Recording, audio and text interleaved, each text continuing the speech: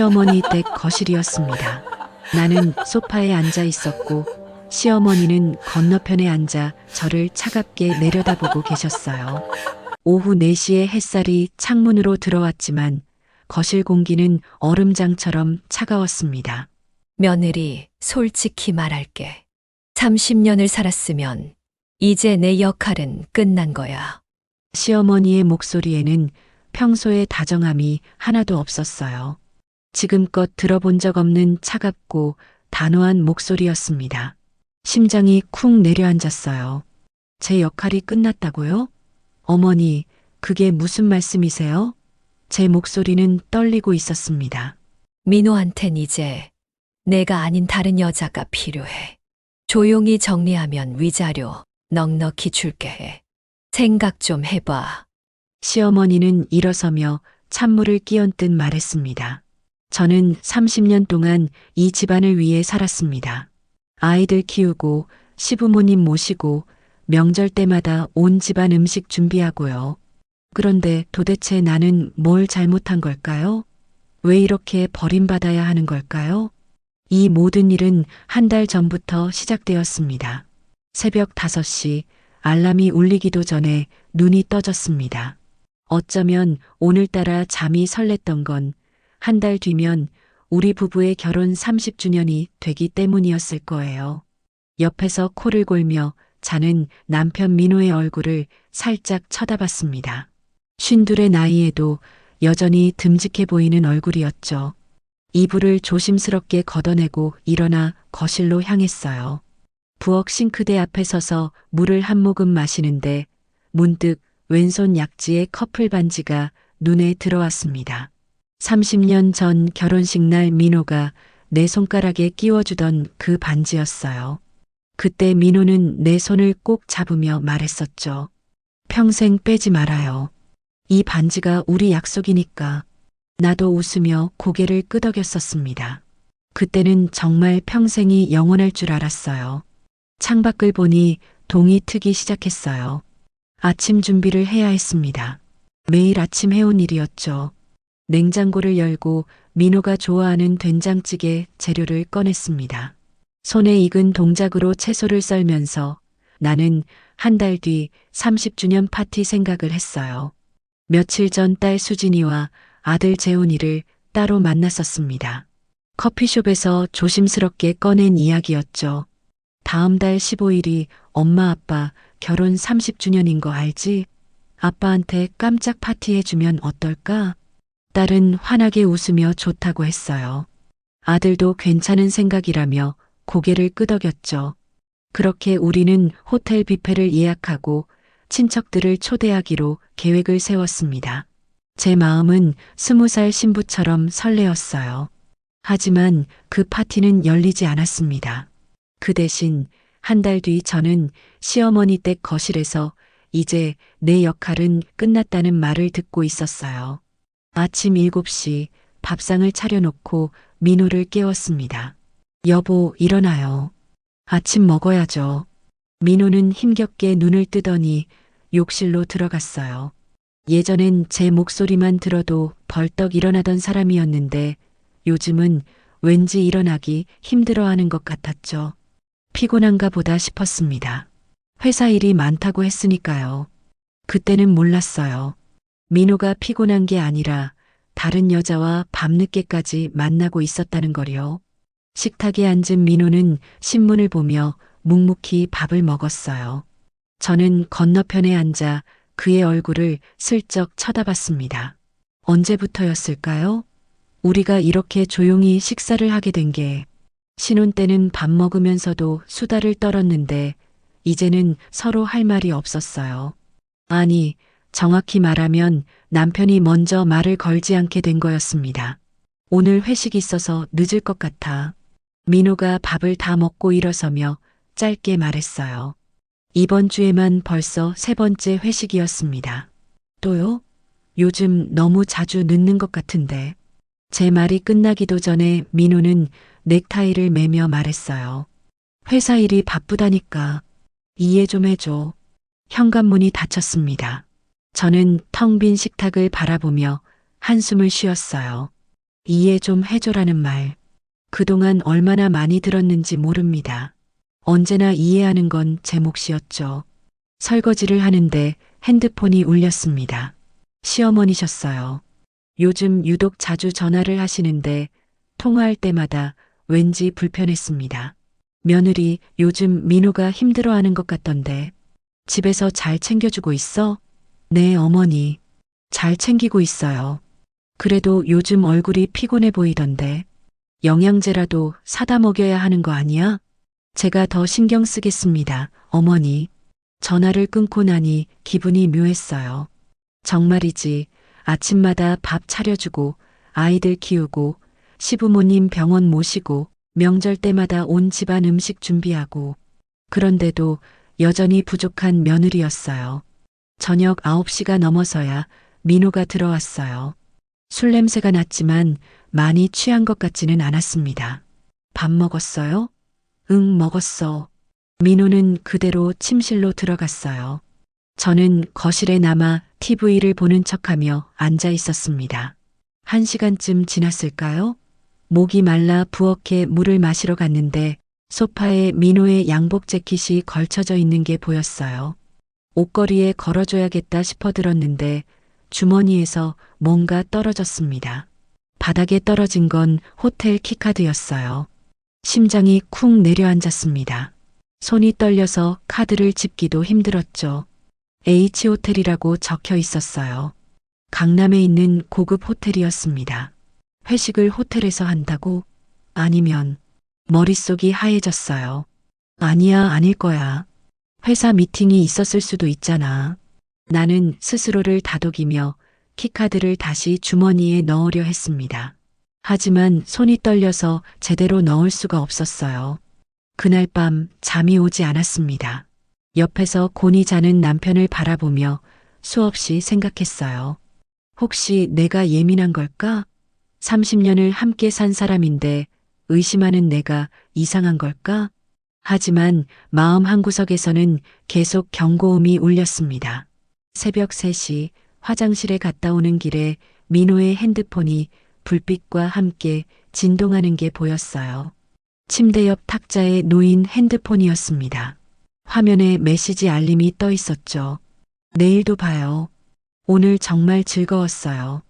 발신자 이름은 유진이었습니다. 하트 표시까지 붙어 있었어요. 그 순간 30년간 쌓아온 모든 것이 흔들리기 시작했어요. 왼손 약지의 커플 반지가 갑자기 무겁게 느껴졌습니다. 평생 빼지 말자던 그 약속이 이제는 저를 짓누르는 무게로 다가왔죠. 나는 조용히 거실로 나와 소파에 앉았어요. 창밖은 아직 어두웠고 세상은 고요했습니다. 하지만 제 마음속은 폭풍이 몰아치고 있었어요. 손이 떨렸습니다. 분노인지 슬픔인지 배신감인지 알 수 없는 감정이 온몸을 휘감았어요. 그날 밤 이후로 사흘을 뜬 눈으로 지냈습니다. 민호는 평소와 다름없이 출근하고 저녁 늦게 들어왔어요. 회식이라고 했지만 이제 그 말이 믿어지지 않았습니다. 핸드폰에 뜬 그 메시지가 계속 머릿속을 맴돌았거든요. 내일도 봐요. 오늘 정말 즐거웠어요. 하트 표시까지 붙은 그 문장이요. 유진이라는 여자는 얼마나 예쁠까요? 젊을까요? 나보다 날씬할까요? 나는 거울 앞에 서서 내 얼굴을 들여다봤어요. 52의 얼굴. 눈가에 주름이 깊게 패였고 입꼬리는 처져 있었습니다. 머리카락도 새치가 부쩍 늘었죠. 염색을 한 지 2달이 넘었는데 민호는 눈치도 채지 못했어요. 아니, 관심이 없었던 거겠죠. 목요일 아침 민호가 평소보다 일찍 나간다고 했습니다. 오늘 아침 미팅이 있어서 일찍 나가야 해. 그래요. 아침은요? 괜찮아. 나가서 먹을게. 민호는 서둘러 양복을 입고 면도를 했어요. 거울을 보며 머리를 매만지는 모습이 왠지 예전보다 신경을 많이 쓰는 것 같았습니다. 현관문이 닫히자마자 나는 재빨리 옷을 갈아입었습니다. 편한 바지에 모자를 눌러 쓰고 선글라스까지 꼈어요. 쉰둘의 아줌마가 남편을 미행하는 꼴이라니. 스스로 생각해도 한심했지만 확인하지 않으면 미칠 것 같았습니다. 민호의 차가 지하주차장을 빠져나가는 게 보였어요. 나는 서둘러 택시를 잡았습니다. 저기, 저 검은색 그랜저 따라가 주세요. 택시 기사님이 백미러로 저를 힐끗 쳐다보더니 아무 말 없이 출발했어요. 아마 이런 손님 많이 봤겠죠. 남편 바람연장 잡으려는 중년 여자. 민호의 차는 회사 방향이 아닌 강남 쪽으로 향했습니다. 심장이 쿵쿵 뛰었어요. 역시 회사가 아니었던 거예요. 차는 청담동의 한 고급 카페 앞에 섰습니다. 여기서 세워주세요. 택시비를 내고 내렸어요. 카페 건너편 꽃집 앞에 서서 숨을 죽이며 지켜봤습니다. 민호가 차에서 내려 카페로 들어갔어요. 그리고 10분쯤 지났을까요? 한 여자가 나타났습니다. 키가 크고 날씬한 여자였어요. 머리는 어깨까지 오는 단발이었고 명품 브랜드 옷을 입고 있었습니다. 나이는 나랑 비슷해 보였어요. 50대 초반쯤? 하지만 관리를 잘 받은 듯 피부가 좋았고 걸음걸이에 자신감이 넘쳤죠. 여자가 카페로 들어갔습니다. 창문 너머로 민호와 그 여자가 마주 앉는 게 보였어요. 민호는 웃고 있었습니다. 30년을 살면서 본 적 없는 그런 밝은 웃음이었어요. 가슴이 찢어지는 것 같았습니다. 다리에 힘이 풀려서 꽃집벽에 기댔죠. 이게 현실인가 싶었어요. 정말 남편이 바람을 피우고 있는 건가? 그런데 더 충격적인 일이 벌어졌습니다. 카페 입구로 또 한 사람이 들어가는 게 보였어요. 회색 투피스를 입은 여자였는데 걸음걸이가 낯익었습니다. 고개를 돌려 얼굴을 확인하는 순간 나는 그 자리에 얼어붙었어요. 시어머니였습니다. 시어머니가 왜 저기 계세요? 민호와 그 여자를 만나러 온 건가요? 나는 떨리는 다리를 억지로 움직여 카페 쪽으로 다가갔습니다. 창문 가까이 다가가 안을 들여다봤어요. 세 사람이 한 테이블에 앉아 있었습니다. 민호, 그 여자, 그리고 시어머니. 시어머니는 그 여자의 손을 잡으며 뭔가 말하고 있었어요. 그 여자는 고개를 끄덕이며 웃었고 민호도 편안한 표정으로 차를 마셨습니다. 마치 원래부터 한 가족인 것처럼 자연스러웠어요. 나는 그 광경을 멍하니 바라봤습니다. 세상이 무너지는 것 같았어요. 남편의 바람도 충격인데 시어머니까지 가담하고 있다니. 정신을 차리고 보니 눈물이 볼을 타고 흐르고 있었습니다. 길거리에 서서 우는 쉰둘의 여자. 행인들이 저를 쳐다봤지만 신경 쓸 겨를이 없었어요. 1시간쯤 지났을까요? 세 사람이 카페를 나왔습니다. 나는 재빨리 뒤로 몸을 숨겼어요. 그들의 대화 소리가 들렸습니다. 유진 씨, 다음 주에 또 봬요. 우리 집에 한번 놀러 오세요. 시어머니의 목소리였어요. 다정하고 따뜻한 목소리. 한 번도 제게 그런 목소리로 말한 적 없는 분이었는데, 네, 어머님. 초대해 주셔서 감사합니다. 어머님이라고요? 저 여자가 시어머니를 어머님이라고 불렀어요. 민호가 그 여자의 차 문을 열어주며 말했습니다. 조심히 가요. 나중에 전화할게요. 세 사람은 각자 차에 올라 흩어졌어요. 나는 전봇대에 기대서서 한참을 그 자리에 서 있었습니다. 어떻게 해야 할지 알 수 없었어요. 집으로 돌아오는 택시 안에서 나는 창밖만 멍하니 바라봤습니다. 서울거리가 흘러갔지만 아무것도 보이지 않았어요. 머릿속은 온통 그 장면들로 가득했죠. 집에 도착해서도 한참을 현관 앞에 서 있었습니다. 들어가기가 싫었어요. 이 집이 30년을 살아온 이 집이 갑자기 낯설게 느껴졌습니다. 오후 4시쯤 시어머니한테서 전화가 왔어요. 며느리, 나 좀 보자. 우리 집으로 와.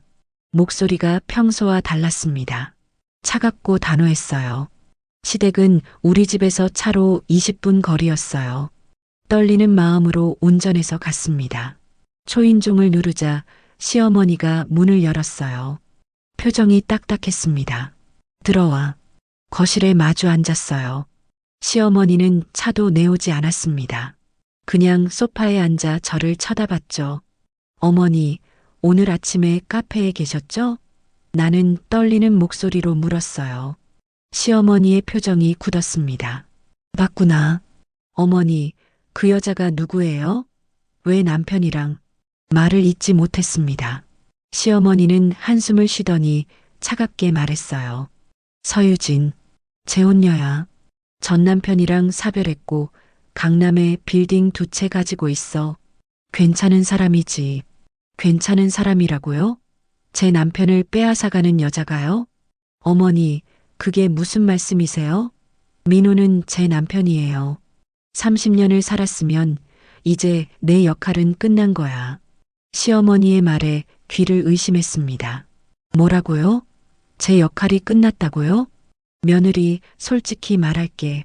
민호 옆엔 이제 돈 많은 여자가 필요해. 넌 집안일밖에 못하잖아.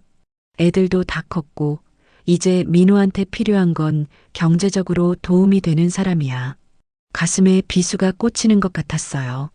결혼해서 지금까지 집안 살림 꾸리고 아이들 키우고 시부모님 모시고 살았는데 그게 아무 가치도 없다는 말인가요? 어머니, 저는 지금까지 이 집안을 위해. 알아. 고마워. 하지만 이제는 현실을 봐야지. 민호 회사도 요즘 힘들어. 유진 씨가 투자 좀 해주면 회사도 살아날 수 있어. 너도 민호 생각한다면 이해해야지. 말문이 막혔습니다. 아무 말도 할 수 없었어요. 시어머니는 일어서며 말했습니다. 생각 좀 해봐. 조용히 합의 이혼하자. 위자료도 넉넉히 줄게. 이제 비켜줘. 집으로 돌아오는 길, 눈물이 멈추지 않았습니다. 신호등 앞에서 차를 세우고 한참을 울었어요. 옆차 사람들이 쳐다봤지만 상관없었습니다. 저녁 8시 민호가 들어왔어요. 평소처럼 아무렇지 않은 얼굴로. 밥 먹었어요? 묻고 싶지 않았지만 입에서 저절로 나왔습니다. 응, 먹었어. 민호는 그대로 침실로 들어갔어요. 나는 거실에 혼자 남아 소파에 주저앉았습니다. 왼손 약지에 커플 반지를 내려다봤어요. 평생 빼지 말자던 그 약속이 이제는 그저 쇠붙이 하나에 불과한 것 같았습니다. 도대체 언제부터였을까요? 시어머니가 이 계획을 세운 게, 그리고 민호는 언제부터 알고 있었던 걸까요? 그들은 얼마나 오래 저를 속여온 걸까요? 그날 밤 나는 잠을 한숨도 자지 못했습니다. 옆에서 곤히 자는 민호를 바라보며 수없이 생각했어요. 이대로 살 수는 없다고. 지금까지 함께 산 사람이 시어머니와 짜고 나를 버리려 한다니. 새벽 5시 평소처럼 일어나 부엌으로 갔습니다. 하지만 오늘은 밥을 하지 않았어요. 식탁에 앉아 그냥 창밖만 멍하니 바라봤습니다. 동이 트고 있었죠. 30해 동안 매일 아침 일어나 밥을 차리고 도시락을 싸고 남편을 배웅했는데 그게 아무 의미도 없었던 걸까요? 7시쯤 민호가 일어났어요. 부엌으로 나온 그는 밥상이 차려지지 않은 걸 보고 눈살을 찌푸렸습니다. 밥은? 오늘은 안 했어요. 민호는 이상하다는 듯 저를 쳐다봤지만 아무 말 없이 냉장고를 열어 우유를 꺼내 마셨어요.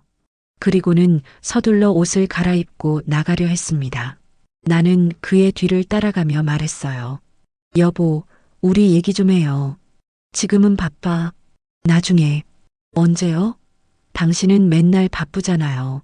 민호가 돌아서며 짜증 섞인 목소리로 말했습니다. 아침부터 뭐 그래? 나 회사 늦겠어. 어제 어머니 만나고 왔어요. 서유진이라는 여자 얘기 들었어요. 민호의 표정이 굳었습니다. 잠시 침묵이 흘렀어요. 그리고는 한숨을 쉬며 소파에 앉았습니다. 알았으면 됐네. 어머니가 말씀하실 줄 알았어. 너무 태연한 반응이었어요. 최소한의 미안함도 변명도 없었습니다. 그게 다예요? 30년을 산 부부인데 그게 전부예요? 솔직히 말할게. 나 지쳤어. 당신이랑 사는 게 가슴에 못이 박히는 것 같았습니다. 민호는 계속 말했어요. 당신은 집에만 있으니깐 밖에 일은 잘 몰라. 대화도 안 통하고 재미가 없어. 중요한 건 나한테 의지만 하고 있는 당신이 부담스러웠어. 제가 뭘 잘못했는데요? 그동안 제 꿈도 버리고 당신 뒷바라지하고 애들 키우고 부모님 모시고 살았잖아요. 그래, 고마워. 하지만 그것만으론 부족해. 유진 씨는 자기 사업도 하고 경제적으로도 독립적이야. 그리고 중요한 건 같이 있으면 배울 점도 많아. 말을 듣는데 숨이 막혔습니다. 평생 가족을 위해 모든 걸 포기한 게 이렇게 무가치한 것이 되어버렸어요. 이혼하고 싶어요? 응. 조용히 합의 이혼하자. 재산 분할도 해줄게. 민호는 이미 다 결정한 듯 담담하게 말했습니다. 그리고는 일어나 현관으로 향했어요.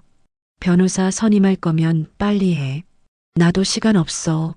문이 닫혔습니다. 나는 그 자리에 무너져 내렸어요. 이게 정말 현실인가 싶었습니다. 오전 10시 아들 재훈이에게 전화를 걸었습니다. 회사에 있을 시간이었지만 꼭 얘기를 해야 할 것 같았어요. 재훈아, 엄마야. 시간 좀 돼? 엄마, 무슨 일이에요? 저 회의 들어가야 하는데.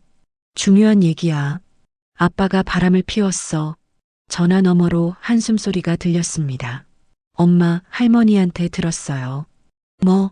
할머니가 말씀하셨어요. 엄마가 요즘 예민해서 아빠를 힘들게 한다고. 의처증 같은 거 아니냐고. 가슴이 철렁 내려앉았어요. 시어머니가 먼저 아이들한테 말을 해둔 거였습니다. 재훈아, 그게 아니야. 엄마가 직접 봤어. 아빠가 다른 여자랑. 엄마, 저도 아빠 입장 이해해요. 아빠도 힘드셨을 거예요. 엄마는 너무 집에만 있잖아요. 아빠랑 대화도 안 통하고 귀를 의심했습니다. 내가 낳아 키운 아들이 남편 편을 드는 거였어요. 재훈아, 엄마가 너 키우느라 직장도 그만뒀잖아. 그게 잘못이야? 그건 엄마 선택이었잖아요. 아무도 그러라고 안 했어요. 엄마, 저 바빠요. 나중에 얘기해요. 전화가 끊겼습니다. 핸드폰을 쥔 손이 부들부들 떨렸어요. 오후에는 딸 수진이가 퇴근하는 시간에 맞춰 회사 앞에서 기다렸습니다. 딸이라도 내 편이 되어줄 거라 믿었어요. 수진이가 나오는 게 보였습니다. 수진아, 딸은 놀란 표정으로 달려왔어요. 엄마, 왜 여기 와 있어요? 전화하지 그랬어요. 근처 카페로 자리를 옮겼습니다. 나는 조심스럽게 상황을 설명했어요. 아빠의 바람, 할머니의 가담, 이혼 얘기까지. 수진이는 커피를 마시며 들었습니다. 표정이 점점 굳어지는 게 보였어요. 엄마, 정말 확실해요? 오해는 아니고 엄마가 직접 봤어. 아빠랑 그 여자랑 할머니가 카페에서 만나는 거. 그래도 엄마가 너무 예민한 거 아니에요? 아빠가 30년 동안 바람 한 번 안 피웠잖아요. 갑자기 왜 그러겠어요? 딸마저 나를 의심했습니다. 눈물이 왈칵 쏟아졌어요. 수진아, 엄마가 거짓말하는 것 같아? 아니, 그게 아니라 엄마 요즘 좀 힘드셨잖아요. 갱년기도 오고 그러니까 혹시 그래서 좀 민감해지신 거 아닌가 싶어서요. 갱년기라고요? 내가 정신이 이상해서 헛것을 본 거라고 말하는 건가요? 수진아, 엄마 정신 멀쩡해. 아빠 핸드폰에 온 문자도 봤어. 내일도 봐요. 오늘 정말 즐거웠어요. 하트 표시까지 붙여서. 딸은 난처한 표정을 지었어요. 뭐라 대답해야 할지 모르는 얼굴이었습니다. 엄마, 저도 어떻게 해야 할지 모르겠어요. 아빠도 제 아빠고 엄마도 제 엄마잖아요. 저보고 누구 편 들라는 거예요? 엄마는 내 편 들라는 게 아니야. 그냥 엄마 말을 믿어달라는 거야. 수진이는 한숨을 쉬더니 일어섰어요. 엄마, 저 내일 중요한 프레젠테이션 있어요. 준비해야 해서 나중에 다시 얘기해요. 딸마저 등을 돌렸습니다. 카페에 혼자 남은 나는 식은 커피를 마시며 창밖을 바라봤어요. 지나가는 사람들이 모두 행복해 보였습니다. 저녁에 집으로 돌아왔을 때 핸드폰에 단체 채팅방 알림이 수십 개 떠 있었어요. 우리 가족이라는 이름의 채팅방이었습니다. 민호, 재훈, 수진, 그리고 시어머니까지 있는 방이었죠. 시어머니가 올린 메시지를 보는 순간 온몸에 소름이 돋았습니다. 애들아, 너희 엄마가 요즘 이상해. 아빠한테 의처증 부리고 없는 일도 만들어내고 내가 병원 좀 데려가 볼까 싶다. 갱년기 우울증 같은데. 그 아래 재훈이의 답장이 달려 있었어요. 할머니, 저도 그 생각했어요. 엄마 좀 이상하신 것 같아요. 수진이도 답했습니다. 엄마 많이 힘들어 하시는 것 같긴 해요. 상담 같은 거 받아보시면 좋을 것 같은데. 핸드폰을 놓았습니다. 가족들이 모두 나를 정신병자 취급하고 있었어요. 가족인데 아무도 내 편이 없었습니다. 그날 밤 이후로 일주일을 버텼습니다. 민호는 매일 늦게 들어왔고 나는 그저 집안일만 했어요. 밥을 차리고 빨래를 하고 청소를 하면서도 마음은 텅 빈 것 같았습니다. 가족들은 단체 채팅방에서 저 없이 대화를 이어갔고 저는 그 방에서 투명 인간이 된 기분이었어요. 월요일 아침 법원에서 우편물이 도착했습니다. 이혼 조정 신청서였어요. 민호가 먼저 신청한 거였습니다. 조정 일자는 이번 주 목요일 오전 10시. 사흘 뒤였죠. 손이 떨렸어요. 서류를 읽는데 글자가 제대로 보이지 않았습니다. 청구인 강민호, 피청구인 김현숙. 30년을 함께 산 부부가 이제 청구인과 피청구인이 되어버렸어요. 변호사를 구해야 했습니다. 하지만 통장 잔고는 127만 원이 전부였어요. 민호가 생활비 통장을 묶어버린 거였습니다. 친구들에게 변호사를 추천받아 상담 전화를 걸었지만 착수금만 최소 300만 원이라고 했어요. 죄송하지만 저희는 성금을 안 받으면 진행이 어렵습니다. 전화를 끊고 한참을 멍하니 앉아 있었습니다. 돈이 없으니 싸울 수도 없는 거였어요. 목요일 아침 가정법원에 도착하니 9시 40분이었어요. 3층 복도에 도착했을 때 멀리서 민호가 보였어요. 혼자가 아니었습니다. 양복 입은 남자가 옆에 있었어요. 변호사인 것 같았죠? 저는 혼자였고 민호는 변호사와 함께였습니다. 민호가 저를 보더니 고개를 돌렸어요. 마주치고 싶지 않다는 듯이. 나는 복도 구석 벤치에 앉아 손목시계를 봤습니다. 10분 남았어요. 현수가. 뒤에서 낯익은 목소리가 들렸습니다. 돌아보니 한 여자가 서 있었어요. 60대 중반쯤 되어 보이는 단정하게 옷을 입은 여자였습니다. 얼굴이 낯익었어요. 고모, 박정희 고모였습니다. 아버지의 사촌 동생이었죠. 30년 전 우리 결혼식 때 뵙고 그 뒤로 몇 번 뵙지 못했는데 법원에서 만나다니. 어머, 현숙이 맞네. 그런데 여기는 왜? 고모가 반가워하며 다가왔습니다. 나는 말을 꺼내지 못하고 고개만 숙였어요. 고모는 금세 눈치를 챘는지 조용히 옆에 앉았습니다. 이혼 조정이구나. 네. 더 이상 말을 잇지 못했어요. 목이 메었습니다. 고모가 제 손을 꼭 잡아주었어요. 따뜻한 손이었습니다. 힘들었겠다. 그 한마디에 눈물이 왈칵 쏟아졌어요. 일주일 동안 참았던 눈물이었습니다. 법원 복도에서 우는 게 창피했지만 멈출 수가 없었어요. 고모, 저 아무도 제 편이 없어요. 애들도 시어머니도 다들 저보고 정신병자 취급해요. 현수가, 고모가 있잖아. 고모는 핸드백에서 손수건을 꺼내 제게 건넸습니다. 나는 눈물을 닦으며 물었어요. 고모는 여기 왜 오셨어요? 나는 조정위원이야. 오늘 조정 2건 맡았는데 너희 거는 아니고. 고모가 조정위원이라니. 몰랐습니다. 현수가, 조정 들어가기 전에 얘기 좀 할까? 시간 있어? 네. 우리는 법원 1층 카페로 내려갔어요. 무슨 일이 있었는지 얘기해 줄 수 있어? 나는 지난 한 달간의 일들을 털어놨습니다. 말하다 보니 또 눈물이 났어요. 고모는 조용히 듣고 있었습니다.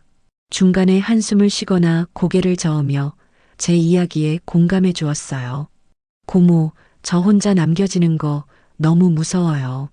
30년을 가족 위에 살았는데 이제 혼자가 되면 어떻게 살아야 할지 고모가 제 손을 꼭 잡으며 말했습니다. 현수가 고모 말 잘 들어봐. 혼자가 되는 게 버림받는 게 아니야. 자유로워지는 거야. 자유요? 그래. 고모 봐. 나 평생 혼자 살았어. 결혼 안 했지. 젊었을 때 다들 불쌍하다고 했어.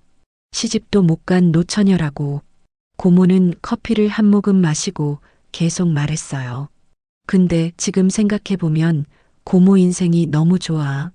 내가 하고 싶은 일하고 내가 벌어서 내가 쓰고 누구 눈치 안 보고 살잖아. 하지만 외롭지 않으세요? 가끔 외롭지. 근데 현수가 가족 있어도 외로울 수 있어. 아니, 오히려 가족 때문에 더 외로울 때도 있지. 내가 지금 그러잖아. 가슴에 와닿는 말이었습니다. 맞아요. 저는 가족에 둘러싸여 있었지만 누구보다 외로웠어요. 고모는 작은 공방 운영에 도자기 만드는 거 처음엔 취미로 시작했는데 지금은 제자들도 가르치고 작품도 팔고 고모 정말 멋있으세요. 현수가 너도 할 수 있어. 너 젊었을 때 꿈이 뭐였어? 갑작스러운 질문에 멍했습니다. 제 꿈이요? 그런 거 생각해 본 지가 언제였죠? 저는 빵 만드는 거 좋아했어요. 25살 때 제빵 학원 다녔었는데 결혼하면서 그만뒀어요. 왜 그만뒀어? 민호가 아내가 밖에서 일하는 거 싫다고 했어요. 집에서 애들 키우는 게 더 중요하다고. 고모가 한숨을 쉬었어요. 30년 동안 내 꿈을 묻어뒀구나. 현수가 이제 꺼내봐. 너무 늦지 않았어. 고모의 눈이 반짝였어요. 이른을 바라보는 나이인데 20살처럼 생기가 넘쳤습니다. 현수가 우리 공방에 빈자리 하나 있어. 거기서 빵 만들어봐. 아주 작은 오븐이랑 작업대 있어. 정말요? 그럼 월세 안 받아. 대신 고모 빵 좀 만들어줘. 요즘 입맛이 없어서 눈시울이 뜨거워졌습니다. 이번엔 슬픈 눈물이 아니라 고마운 눈물이었어요. 조정 시간이 다가왔습니다. 고모와 함께 3층으로 올라갔어요. 조정실 앞에서 고모가 제 어깨를 토닥였습니다. 현수가 당당하게 들어가. 너 잘못한 거 하나도 없어. 알았지? 네, 고모. 조정실 문을 열고 들어갔습니다. 민호와 그의 변호사가 이미 앉아 있었어요. 조정위원 두 분이 앉았고 저는 혼자 맞은편에 앉았습니다. 1시간 동안 조정이 진행됐어요. 민호 측 변호사는 제가 합의 이혼에 응하면 위자료 5천만 원을 주겠다고 했습니다. 재산 분할은 3대 7로 민호 쪽이 더 많이 가져가겠다고 했죠. 피청구인분 어떻게 생각하십니까? 조정위원이 물었습니다. 나는 천천히 입을 열었어요. 생각할 시간을 주세요. 2주만요. 알겠습니다. 다음 조정은 2주 뒤로 잡겠습니다. 조정실을 나왔을 때 고모가 복도에서 기다리고 있었어요. 잘했어, 현수가. 서두르지 마. 천천히 생각하고 결정해. 고모, 공방 주소 좀 주세요. 내일 가볼게요. 고모는 명함을 건네며 환하게 웃었습니다. 그날 밤 나는 오래된 짐 상자를 뒤졌어요. 지하 창고에 쌓아둔 제 물건들이었습니다. 30년 동안 한 번도 열어보지 않았던 상자였죠. 먼지를 털어내고 뚜껑을 열었습니다. 안에서 낡은 책 한 권이 나왔어요. 제빵 기능사 자격증 완전 정복이라는 제목이었습니다. 25살 때 사서 밑줄 그어가며 봤던 책이에요. 책을 펼쳤습니다. 빵 만드는 법, 반죽하는 법, 발효시키는 법. 페이지마다 제 필기가 빼곡했어요. 그때의 나는 꿈이 있었습니다. 작은 빵집을 열어서 사람들에게 따뜻한 빵을 나눠주는 게 꿈이었죠. 책을 가슴에 안았습니다. 27년 만에 다시 꺼낸 제 꿈이었어요. 어쩌면 지금이 다시 시작할 때인지도 모르겠습니다. 다음 날 아침 나는 고모가 알려준 주소를 찾아갔습니다. 경기도 파주에 있는 작은 마을이었어요. 버스를 3번이나 갈아타고 2시간 반을 달려 도착했습니다. 마을 입구에는 예술인 마을이라는 팻말이 서 있었어요. 고모의 공방은 마을 한가운데에 있는 2층짜리 한옥이었습니다. 정의의 도자기 공방이라는 나무 간판이 정겹게 걸려 있었어요. 문을 열고 들어서자 흙냄새와 함께 은은한 차향이 났습니다. 왔구나, 현수가. 고모가 작업복을 입고 물레 앞에 앉아 있었어요. 손에는 흙이 묻어 있었고 얼굴에는 평온한 미소가 띄어 있었습니다. 그 모습이 너무 아름다워 보였어요. 고모, 방해되는 거 아니에요? 무슨 소리? 어서 와. 2층 보여줄게. 고모는 손을 씻고 저를 2층으로 안내했어요. 계단을 올라가니 넓은 공간이 펼쳐졌습니다. 한쪽에는 작은 주방이 있었고 반대편에는 작업대와 오븐이 놓여 있었어요. 여기 내 공간이야. 오븐은 작지만 가정용으론 충분해. 냉장고도 있고. 고모, 정말 여기 써도 돼요? 그럼. 대신 고모한테 빵 좀 구워줘. 그게 월세야. 눈시울이 뜨거워졌습니다. 고모는 제 어깨를 토닥이며 웃었어요. 울지 마. 이제 시작이야. 오늘부터 빵 만들어봐. 그날부터 나는 매일 공방에 나갔습니다. 새벽같이 일어나 첫 버스를 타고 파주로 향했어요. 집에서 혼자 있는 게 너무 힘들었거든요. 빈집에서 하루 종일 TV만 보는 것보다 뭐라도 하는 게 낫다고 생각했습니다. 처음 일주일은 그저 손에 익히는 시간이었어요. 반죽을 치대고 발효시키고 굽는 일. 27년 만에 다시 하는 일이라 손이 어색했습니다. 첫 번째 빵은 타버렸고 2번째는 반죽이 제대로 부풀지 않았어요. 하지만 포기하지 않았습니다. 열흘째 되는 날 드디어 제대로 된 빵이 나왔어요.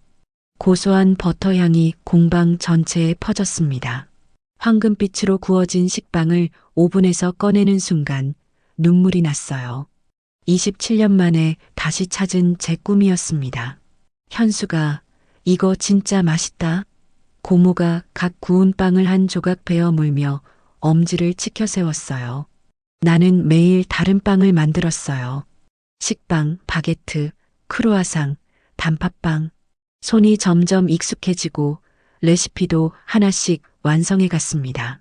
어느 토요일 오후 빵을 굽고 있는데 고모가 급하게 2층으로 올라왔어요. 얼굴이 심상치 않았습니다. 현수가, 재훈이한테 전화 왔어. 시어머니가 쓰러지셨대. 심장이 철렁 내려앉았습니다. 시어머니요? 병원 어디래요? 삼성병원. 뇌출혈이래. 나는 서둘러 앞치마를 벗고 가방을 챙겼어요. 고모가 차키를 들고 왔습니다. 내가 데려다 줄게. 어서 가자. 병원까지 1시간 반이 걸렸어요. 차 안에서 나는 복잡한 심경이었습니다. 시어머니는 저를 배신했어요. 남편의 바람을 부추기고 저를 집에서 쫓아냈죠. 하지만 그래도 30년을 시어머니로 모셨던 분이었습니다. 병원에 도착하니 중환자실 앞에 민호와 재훈이, 수진이가 있었어요. 3사람 모두 초췌한 얼굴이었습니다. 엄마. 수진이가 저를 보더니 달려와 안겼어요. 그제서야 딸은 울음을 터뜨렸습니다. 할머니가 갑자기 쓰러지셔서 의식이 없으셔. 나는 딸의 등을 쓰다듬었어요. 민호와 눈이 마주쳤지만 서로 말을 걸지 않았습니다. 의사 선생님은 뭐래? 뇌출혈이 심해서 수술했는데 아직 깨어나지 못하셨대요. 재훈이가 대답했어요. 목소리에 걱정이 가득했습니다. 우리는 중환자실 앞에서 밤새 기다렸어요. 새벽 5시쯤 중환자실 문이 열렸어요. 간호사가 나와서 말했습니다. 환자분이 깨어나셨어요. 환자분이 며느리를 찾으세요. 모두가 놀란 표정으로 저를 쳐다봤습니다. 민호의 얼굴이 굳었어요. 어머니가 저를요? 네. 며느리 현숙이를 찾으신대요. 나는 떨리는 다리로 중환자실로 들어갔습니다. 기계음이 규칙적으로 울리고 소독약 냄새가 코를 찔렀어요.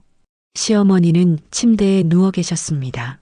머리에 붕대를 감고 온몸에 선이 연결되어 있었어요. 침대 옆 의자에 앉자 시어머니가 천천히 눈을 뜨셨어요. 저를 보더니 눈가에 눈물이 고였습니다. 현수가, 네, 어머니, 제가 왔어요. 시어머니의 손이 희미하게 움직였어요. 제 손을 찾는 것 같았습니다. 나는 시어머니의 손을 잡았어요. 차가운 손이었습니다. 미안해. 작은 목소리였어요. 겨우 들릴 정도였습니다. 어머니, 괜찮으세요? 말씀 안 하셔도 돼요. 아니야, 꼭 해야 해. 시어머니는 힘겹게 말을 이었어요. 내가 너무 착해서 무서웠어. 어머니, 무서웠다고요? 민호를 평생 떠받들고 살 것 같아서 나처럼 말이야. 시어머니의 눈에서 눈물이 흘러내렸습니다. 너만큼은 나처럼 살지 말라고. 그런데 내가 너를 더 아프게 했구나. 시어머니는 제 손을 꼭 쥐었어요.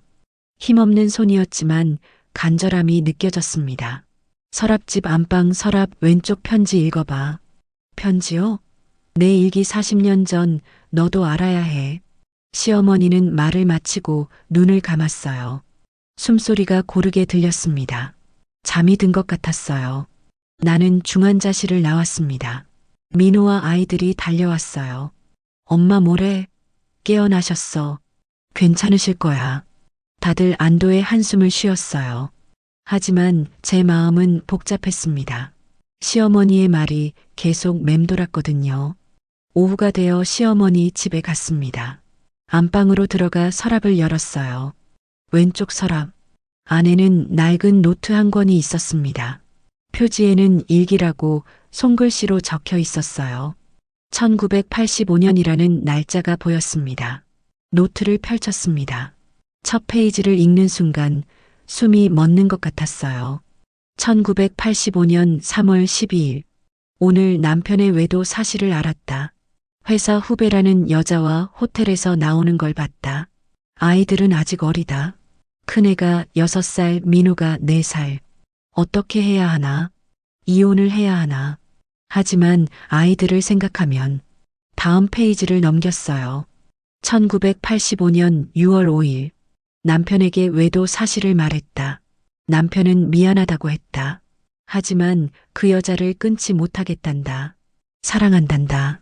나는 바닥에 무릎을 꿇고 빌었다. 아이들 때문에 집을 지켜달라고. 그래서 남편은 남았다. 하지만 사랑은 떠났다. 손이 떨렸습니다. 페이지를 계속 넘겼어요.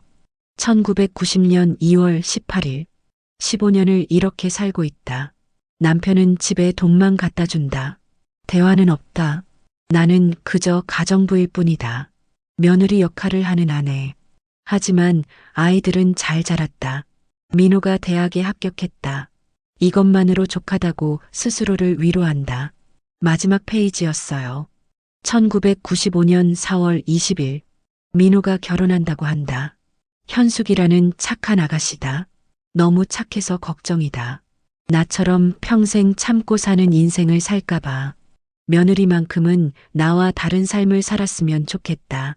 자유롭고 당당한 여자로. 노트를 덮었습니다. 눈물이 줄줄 흘러내렸어요.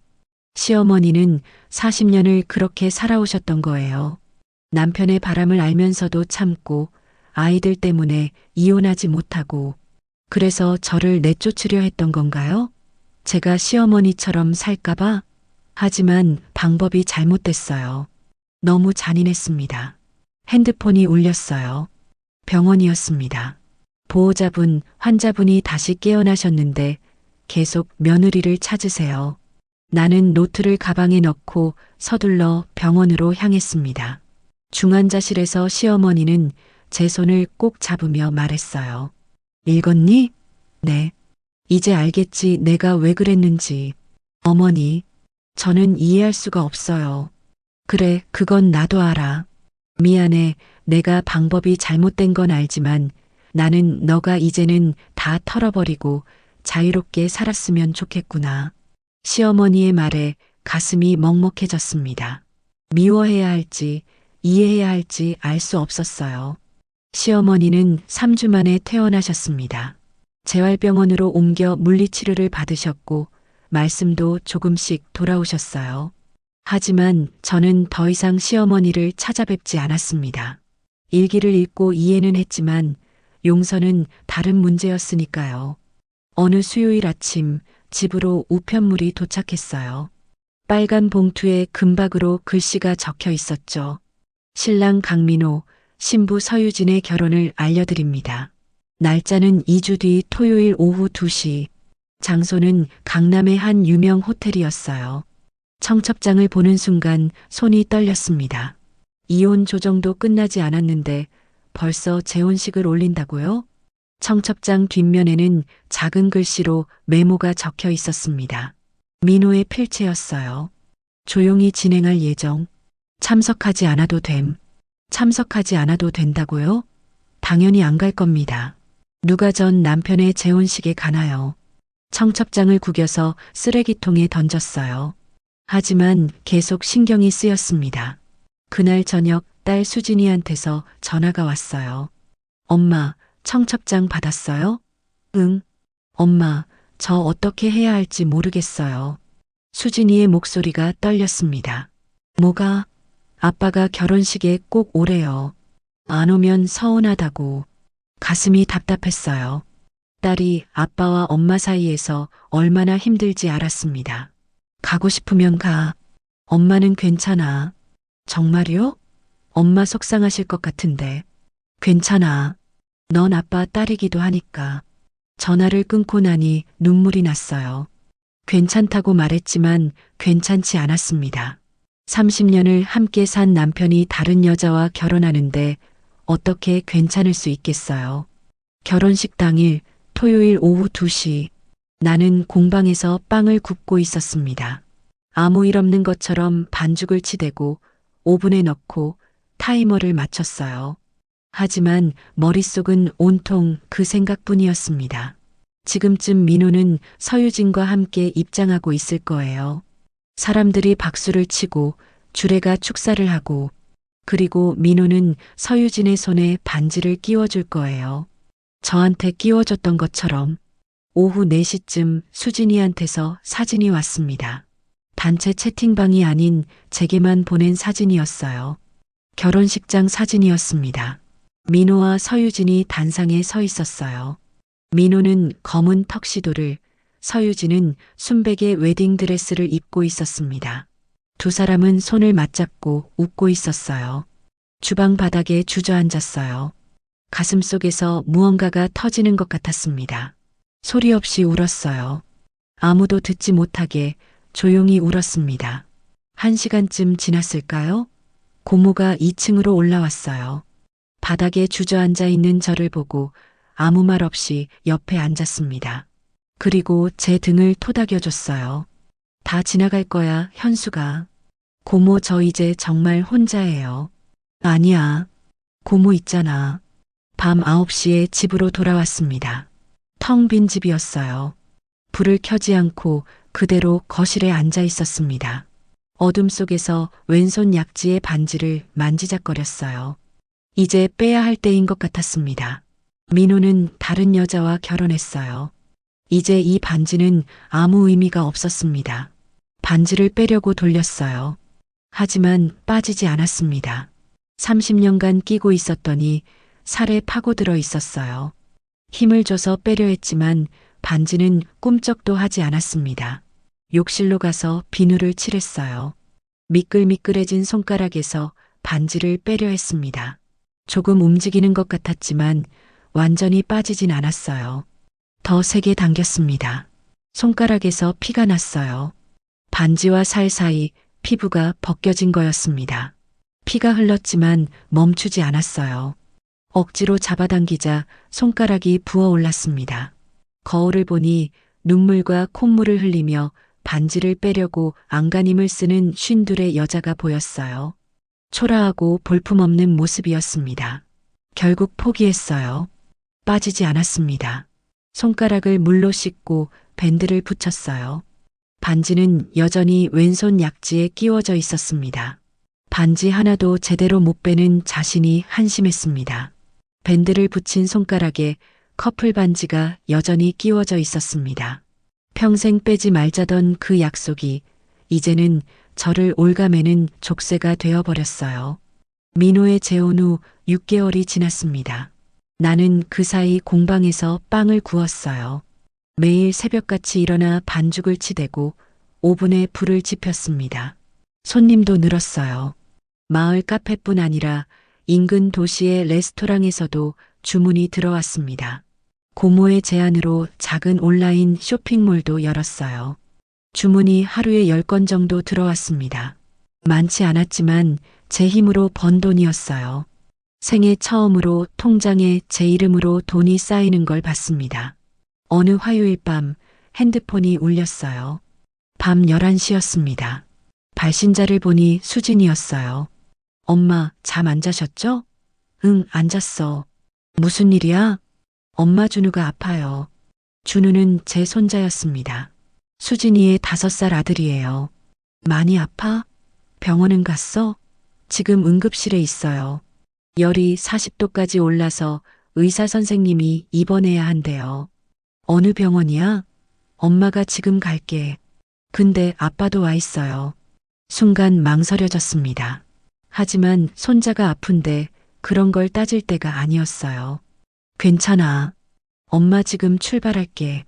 택시를 타고 병원으로 갔습니다. 1시간이 걸렸어요. 소아과 병동 5층 502호실이라고 했습니다. 복도를 지나는데 멀리서 민호가 보였어요. 복도 의자에 앉아 고개를 숙이고 있었습니다. 6개월 만에 보는 민호였어요. 많이 수척해 보였습니다.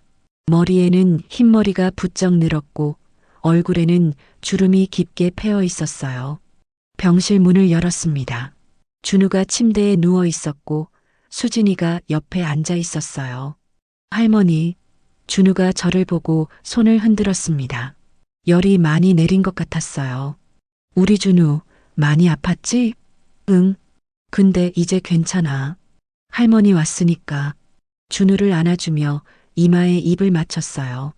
아직 열기가 남아 있었습니다. 수진이가 지친 얼굴로 웃었어요. 엄마 고마워요. 오시느라 힘드셨죠? 괜찮아. 준우만 괜찮으면 돼. 그때 병실 문이 열리고 민호가 들어왔습니다. 저를 보더니 표정이 굳었어요. 왔구나. 준우 보러 왔어요. 어색한 침묵이 흘렀습니다. 수진이가 얼른 말했어요. 엄마, 아빠, 제가 커피 좀 사올게요. 준우 좀 봐주세요. 딸은 얼른 병실을 나갔어요. 아마 우리 둘을 남겨두려는 것 같았습니다. 나는 준우 침대 옆 의자에 앉았고 민호는 창가에 섰어요. 한참 동안 아무 말이 없었습니다. 준우가 잠이 든 것 같았어요. 고른 숨소리가 들렸습니다. 요즘 어떻게 지내? 민호가 먼저 말을 걸었어요. 목소리가 피곤해 보였습니다. 그럭저럭요. 당신은? 나도 그래. 다시 침묵이었어요. 민호가 한숨을 쉬었습니다. 너 빵집 한다며? 네. 작게요. 수진이한테 들었어. 잘 되고 있다고. 민호는 창밖을 보며 말했어요. 나도 요즘 힘들어. 그 말에 고개를 들었습니다. 민호는 여전히 창밖을 보고 있었어요. 유진이랑 맨날 싸워. 생각보다 안 맞아. 대답하지 않았어요. 제가 뭐라고 해야 할까요? 위로해야 하나요? 아니면 그럴 줄 알았다고 해야 하나요? 유진이는 다른 여자야. 내가 해주던 것들을 안 해줘. 밥도 안 해주고 청소도 안 해. 그 말에 웃음이 나왔어요. 그래서 힘들다고요? 30년 동안 제가 해준 것들이 당연한 게 아니었다는 걸 이제 알았나요? 그건 당신 문제예요. 그래, 내 문제지. 민호가 돌아서서 저를 봤어요. 눈가에 다크서클이 짙었습니다. 유진이 전 남편 자식들이랑도 안 맞아. 고등학생, 중학생인데 나한테 반말해. 유진이는 그걸 그냥 놔둬. 힘드시겠네요. 냉정하게 대답했어요. 민호는 의자에 털썩 앉으며 얼굴을 손으로 감쌌습니다. 내가 미쳤었나 봐. 왜 그랬는지. 그때 수진이가 커피를 들고 들어왔어요. 민호는 얼른 표정을 정리하고 커피를 받았습니다. 밤새 준우를 돌보았어요. 수진이는 피곤해서 옆간이 침대에서 잤고 민호는 새벽 2시쯤 먼저 나갔습니다. 나는 준우 옆에 앉아 자는 모습을 지켜봤어요. 일주일 뒤 준우는 퇴원을 했고 그날 저녁 민호한테서 전화가 왔어요. 6개월 만에 처음 걸려온 전화였습니다. 여보, 여보라는 호칭에 온몸에 소름이 돋았어요. 저는 이제 여보가 아니에요. 미안해. 현수가 너 없으면 안 되겠어. 네, 집이 엉망이야. 유진이는 집안일 안 해. 자기 일만 해. 나는 맨날 혼자 밥 먹어. 참담했어요. 그래서 전화했나요? 집안일 해줄 사람이 필요해서요? 유진이랑도 맨날 싸워. 돈 때문에, 애들 때문에. 다 틀어졌어. 그건 당신이 선택한 일이에요. 알아. 내가 잘못했어. 정말 미안해. 다시 시작할 수 없을까? 숨이 멎는 것 같았습니다. 다시 시작하자고요? 지금요? 당신 재혼했잖아요. 이혼할게. 유진이랑. 우리 다시. 목소리가 떨렸어요. 민호가 울고 있는 것 같았습니다. 하지만 제 마음은 차가웠어요. 안 돼요. 현수가 제발. 저는 이제 제 인생을 살겠어요. 30년 동안 당신 옆을 지킨 건 사랑이 아니라 의무였어요. 뭐, 당신을 사랑했던 적도 있었죠. 하지만 그건 오래전 일이에요. 지금은 아무 감정도 없어요. 이제 그 의무에서 해방됐으니 저는 제가 하고 싶은 일하고 살 거예요. 민호가 울먹이는 소리가 들렸어요. 현수가 내가 필요해. 정말 필요해. 당신한테 필요한 건 제가 아니라 가정부예요. 다른 사람 구하세요. 전화를 끊었습니다. 손이 떨렸지만 후회는 없었어요. 핸드폰을 내려놓고 왼손 약지를 봤습니다. 여전히 커플 반지가 끼워져 있었어요. 6개월 동안 빼려고 수없이 시도했지만 실패했습니다. 병원에 가야 한다는 걸 알았지만 차마 발걸음이 떨어지지 않았어요. 하지만 오늘은 달랐습니다. 민호와의 전화 통화 후 마음이 확실해졌어요. 이제 정말 끝이구나. 다시는 돌아갈 수 없구나. 부엌으로 가서 올리브 오일을 꺼냈습니다. 손가락에 오일을 듬뿍 발랐어요. 그리고 천천히 반지를 돌렸습니다. 조금씩, 아주 조금씩 움직였어요. 아팠습니다. 손가락이 쓰라렸어요. 하지만 멈추지 않았습니다. 계속 돌리고 당기고 또 돌렸어요. 10분쯤 지났을까요? 반지가 조금씩 빠지기 시작했습니다. 손가락 마디를 넘어가는 순간 숨을 참았어요. 조금만 더, 조금만 더. 드디어 반지가 빠졌습니다. 왼손 약지에서 커플 반지가 떨어져 나왔어요. 손가락을 봤어요. 반지가 있던 자리가 하얗게 변색되어 있었습니다. 움푹 팬 자국도 있었어요. 30년의 흔적이었습니다. 싱크대 위에 반지를 올려놓았습니다. 그리고 한참을 쳐다봤어요. 이제 이 반지는 아무 의미가 없었습니다. 저를 묶어두던 족쇄에서 해방된 거예요. 심호흡을 했습니다. 숨이 트이는 것 같았어요. 가슴이 뻥 뚫리는 기분이었습니다. 그때 초인종이 울렸어요. 문을 열었더니 수진이가 서 있었습니다. 눈이 빨갛게 충혈되어 있었어요. 엄마, 수진아, 왜? 무슨 일이야? 수진이는 현관에 들어서자마자 저를 껴안으며 울기 시작했습니다. 엄마, 미안해, 정말 미안해. 왜 울어? 무슨 일 있어? 아빠가 엄마한테 전화했다며? 다시 시작하자고. 응, 그랬어. 엄마가 거절했다며? 그래.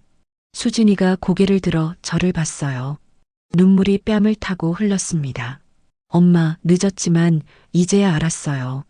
엄마가 얼마나 힘들었는지. 수진아, 아빠가 새엄마한테 하는 거 봤어요.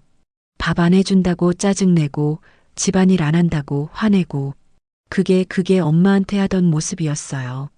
딸은 계속 울었어요. 엄마는 30년 동안 매일 아침 밥 차려주고 빨래하고 청소하고 그게 얼마나 대단한 건지 몰랐어요. 당연한 줄 알았어요. 괜찮아, 수진아. 다 지난 일이야. 엄마한테 정말 미안해요. 엄마 편 들어줬어야 하는데 아빠 편만 들었어요. 나는 딸을 꼭 안아줬어요. 수진이는 제품에서 한참을 울었습니다. 엄마, 아빠가 엄마 없으면 못 산대요. 다시 돌아와 달래요. 근데 엄마 돌아가지 마세요. 응? 엄마는 이제 엄마 인생 사세요. 아빠 뒷바라지 하지 마세요. 엄마 꿈 이루세요. 딸의 말에 눈물이 왈칵 쏟아졌어요. 그토록 듣고 싶었던 말이었습니다. 모녀는 한참을 안고 울었어요. 30년 만에 딸이 엄마 편이 되어준 순간이었습니다. 수진이가 돌아간 후 나는 싱크대 위에 반지를 집어들었어요. 작은 상자에 넣어 서랍 깊숙이 넣었습니다. 버리지는 않았어요. 이제 다시는 끼지 않을 거예요. 거울 앞에 섰습니다. 왼손을 들어 햇빛에 비춰봤어요. 반지가 없는 손가락, 하얀 자국만 남아 있었습니다. 이 자국도 시간이 지나면 사라지겠죠. 새살이 돋아나고 원래 피부색으로 돌아갈 거예요. 나도 그럴 거예요. 시간이 지나면 이 상처도 아물고 새로운 나로 다시 태어날 거예요. 1년이 지났습니다. 봄이 다시 왔어요. 고모의 공방 뒤편에는 벚꽃이 만개했고 마을 입구에는 개나리가 노랗게 피어올랐습니다. 계절은 돌고 도는데 제 인생도 한 바퀴 돌아 새로운 봄을 맞이한 것 같았어요. 공방 2층은 이제 제대로 된 베이커리가 되었습니다. 작은 빵집이라는 간판을 달았어요. 고모가 직접 도자기로 만들어준 간판이었죠. 아침 7시에 문을 열면 마을 사람들이 줄을 섰습니다. 하루에 100개씩 구워도 점심이면 동이 났어요. 온라인 주문도 하루 평균 50건이 넘었습니다. 혼자서는 감당할 수 없어서 마을 청년 2명을 고용했어요. 25살 지민이와 28살 하준이. 제빵을 배우고 싶어하는 젊은이들이었습니다. 젊은이들을 가르치는 일이 즐거웠어요. 제가 가진 기술을 나눌 수 있다는 게 보람찼습니다. 아이들은 저를 현숙 셰프님이라고 불렀어요. 53의 나이에 처음 들어보는 호칭이었습니다. 일요일 오후 시어머니를 뵈러 요양병원에 갔습니다. 한 달에 한 번 정도 찾아뵙곤 했어요. 의무감 때문이 아니라 그냥 한 사람의 여자로서 다른 여자를 이해하게 되었기 때문이었습니다.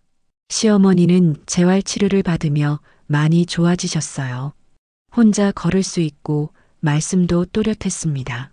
병원 정원 벤치에서 차를 마시며 이야기를 나눴어요.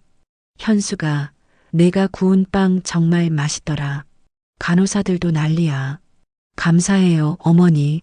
민호 소식 들었니? 아니요. 유진이랑 이혼했어. 3달 전에. 예상했던 일이었어요. 하지만 제 마음은 잔잔했습니다. 동요가 없었어요. 지금은 원룸에서 혼자 산대. 회사도 그만뒀어. 건강도 안 좋고. 그렇군요. 너한테 다시 연락하고 싶어 하던데 내가 말렸어. 이제 그만 너를 놓아주라고. 시어머니가 제 손을 덥석 잡았어요. 현수가, 내가 이렇게 잘 사는 거 보니 기뻐. 정말이야. 눈시울이 뜨거워졌어요. 시어머니의 눈에도 눈물이 맺혔습니다. 두 여자는 벤치에 앉아 한참을 말없이 석양을 바라봤어요. 며느리와 시어머니가 아닌 그냥 2명의 여자로서요. 어느 일요일 아침 공방 정원에서 커피를 마시고 있는데 고모가 나왔어요. 현수가, 내년에 우리 정원에 꽃 심을까? 꽃이요? 응. 라벤더랑 장미. 예쁠 것 같아. 봄이면 만개하겠지. 좋아요, 고모. 같이 심어요. 그리고 말이야, 정원에 작은 테라스 카페 만들까 생각 중이야. 내 빵이랑 고모 차를 같이 파는 거지. 진짜요? 멋질 것 같아요. 그치? 우리 나이에도 꿈을 꿔야지. 고모와 나는 정원을 바라보며 웃었어요. 53과 68. 나이 들었다고 멈춰 있을 수는 없었습니다. 여전히 꿈꾸고 계획하고 도전하는 중이었어요. 창밖을 보니 정원에 봄꽃이 만개해 있었습니다. 벚꽃, 개나리, 진달래. 겨울을 견뎌낸 꽃들이 제 시간에 피어나 향기를 뿜어내고 있었어요. 나도 그랬어요. 긴 겨울을 견뎌냈고 이제 봄을 맞이했습니다. 53세 나이에 활짝 핀 꽃이었어요. 늦었다고 생각하지 않아요. 지금이 제 인생의 가장 아름다운 계절이니까요. 나를 위한 꽃이 피었습니다.